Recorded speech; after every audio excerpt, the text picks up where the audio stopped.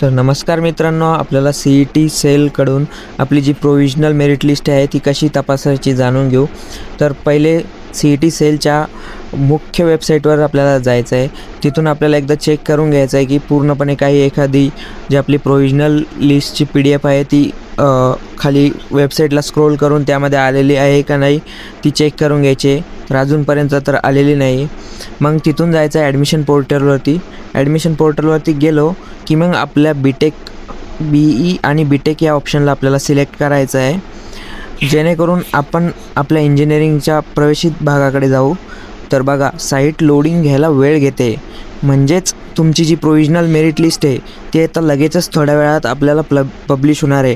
अजून तर झालेली नाही, पण जशी साईट लोडिंगला वेळ घेते त्यानुसार आपल्याला कळते की लवकरच प्रोविजनल मेरिट जी लिस्ट येणार आहे।